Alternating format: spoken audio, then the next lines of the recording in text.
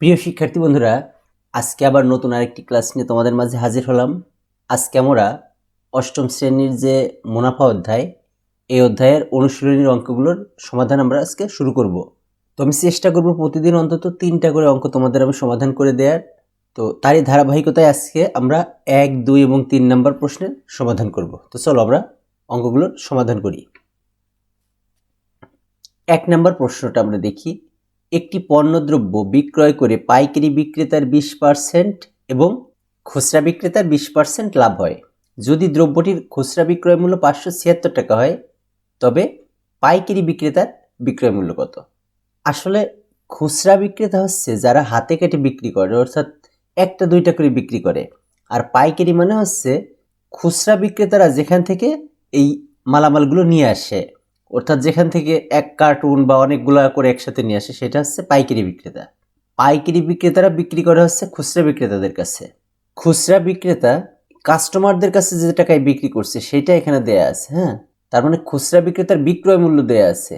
আর আমাদের বের করতে হবে হচ্ছে পাইকারি বিক্রেতার ক্রয় মূল্য, মানে পাইকারি বিক্রেতা একদম উৎপাদন যারা করছে তাদের কাছ থেকে কত করে ক্রয় করছিল সেই দামটা আমাদের লাগবে। আমরা খুচরা থেকে আগে শুরু করি। দেখো এই অঙ্কটা কিভাবে করতে হবে। আমরা প্রথমে লিখি 20% লাভে খুচরা বিক্রেতার ক্রয় মূল্য 100 টাকা হলে বিক্রয় মূল্য 120 টাকা। যেহেতু 20% লাভ হয়েছে, তার মানে 100 টাকায় 20 টাকা লাভ হয়েছে, তাহলে 100 যোগ 20 সমান 120 টাকা। অর্থাৎ খুচরা বিক্রেতার যদি বিক্রয় মূল্য 120 টাকা হয়, তাহলে ক্রয় মূল্য কয় টাকা? 100 টাকা। তো আমরা সেটা লিখি। বিক্রয় মূল্য 120 টাকা হলে ক্রয় মূল্য 100 টাকা। অতএব বিক্রয় মূল্য 1 টাকা হলে ক্রয় মূল্য কম, তাহলে ভাগ 100 ভাগ 120 টাকা।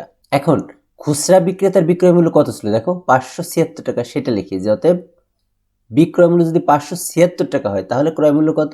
576 যেহেতু 1-এর চেয়ে বেশি বড়, তাহলে এটা গুণ হবে। তাহলে 100 গুণ 576 ভাগ 120 টাকা।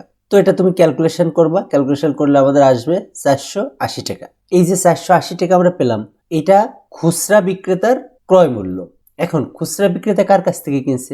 পাইকারি বিক্রেতার কাছ থেকে। তাহলে খুচরা বিক্রেতার যেটা ক্রয় মূল্য, সেই টাকাই তো পাইকারি বিক্রেতা বিক্রয় করছে, তাই না? খুচরা বিক্রেতার ক্রয় মূল্য যেটা, সেটাই হচ্ছে পাইকারি বিক্রেতার বিক্রয় মূল্য। তো এই কথাটাও আমরা এখানে লিখি। খুচরা বিক্রেতার ক্রয় মূল্য সমান পাইকারি বিক্রেতার বিক্রয় মূল্য সমান 480 টাকা। আবার 20% লাভে পাইকারি বিক্রেতার। এবার দেখো এখানে বলা ছিল যে পাইকারি বিক্রেতাও কিন্তু এই দ্রব্যে 20% লাভ করে, তাই না?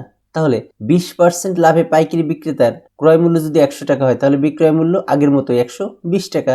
এবার একদম সেম, অর্থাৎ আগে আমরা যা করছি এখানেও তাই করব। লিখবো যে বিক্রয় মূল্য 120 টাকা হলে ক্রয় মূল্য 100 টাকা। অতএব বিক্রয় মূল্য 1 টাকা হলে ক্রয় মূল্য 100 ভাগ 120 টাকা।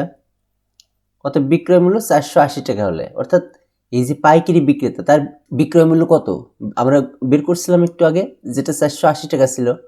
তাহলে সেই 480 টাকা যদি তার বিক্রয় মূল্য হয়, তাহলে তার ক্রয় মূল্য কত হবে? দেখো 480 1-এর থেকে বড়, এই জন্য এখানে গুণ 480। তো এটা ক্যালকুলেশন করলে আমাদের আসবে 400 টাকা। পাইকারি বিক্রেতার ক্রয় মূল্য কত টাকা? 400 টাকা। এই যে পাইকারি বিক্রেতার ক্রয় মূল্য, এটাই কিন্তু আমাদের চাইছে। দেখো পাইকারি বিক্রেতার ক্রয় মূল্য কত। অতএব পাইকারি বিক্রেতার ক্রয় মূল্য 400 টাকা। এবার আমরা উত্তর লিখি, অতএব নির্ণয় পাইকারি বিক্রেতার ক্রয় মূল্য 400 টাকা। এটাই আমাদের অ্যান্সার। 2 নাম্বার, একজন দোকানদার কিছু ডাল 2375 টাকায় বিক্রয় করায় তার 5% ক্ষতি হলো। ওই ডাল কত টাকায় বিক্রয় করলে তার 6% লাভ হতো? আসলে ডালটা সে বিক্রি করছে 2375 টাকায়, কিন্তু তার 5% ক্ষতি হয়েছে। অর্থাৎ 100 টাকা যদি সে বিক্রি করে, তাহলে 5 টাকা ক্ষতি হয়। এখন ওই ডাল কত টাকায় বিক্রয় করলে তার 6% লাভ হতো? তো আমরা প্রথমে 5% ক্ষতিতে তার যদি ক্রয় মূল্য 100 টাকা হয়, তাহলে বিক্রয় মূল্য কত হয় আমরা দেখি। বিক্রয় মূল্য মানে কি? ক্ষতি হওয়া মানে কি? বিক্রয় মূল্য কম হবে ক্রয় মূল্যের চেয়ে। ক্রয় মূল্য 100 টাকা হলে বিক্রয় মূল্য 100 বিয়োগ 5 সমান 95 টাকা। এটা হচ্ছে 5% ক্ষতিতে। আবার একইভাবে বলছে যে 6% লাভ যদি হয়, তাহলে সেখানে কত টাকা বিক্রয় মূল্য হবে দেখো তো।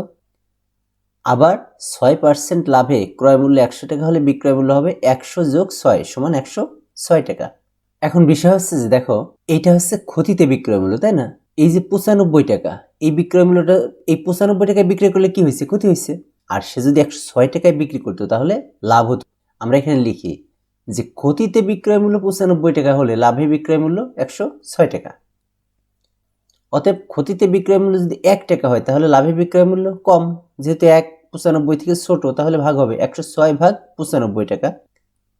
অতএব ক্ষতিতে বিক্রয় মূল্য যদি 2375 টাকা হয় তাহলে লাভে বিক্রয় মূল্য হবে 1 থেকে 2375 বড়, এই জন্য এখানে গুণ হবে, তাহলে 106 গুণ 2375 ভাগ 95। তো এটা কাটাকাটি করলে আমাদের আসবে 2650 টাকা। অতএব নির্ণয় বিক্রয় মূল্য 2650 টাকা, এটাই আমাদের অ্যান্সার। 3 নাম্বার, 30 টাকায় 10টি দরে এবং 15টি দরে সমান সংখ্যক কলা ক্রয় করে সবগুলো কলা 30 টাকায় 12টি দরে বিক্রয় করলে শতকরা কত লাভ বা ক্ষতি হবে? অর্থাৎ একজন লোক কলা কিনছে, হ্যাঁ, তো কলা কিরকম কিনছে? কিছু কলা কিনছে সে 10টির দাম 30 টাকা, আবার কিছু কলা কিনছে 15টির দাম 30 টাকা, এরকম দুই জায়গা থেকে কলা কিনছে। হ্যাঁ, কিনে সে যা কলা কিনলো সবগুলো কলা বিক্রি করছে হচ্ছে 12টার দাম 30 টাকা। এখন এটা বিক্রি করার পরে সে হিসাব করতে বসছে যে তার লাভ হয়েছে না ক্ষতি হয়েছে। তার হিসাবটা আমরা করে দেবো, হ্যাঁ, যে আসলে তার লাভ হয়েছে না লস হয়েছে।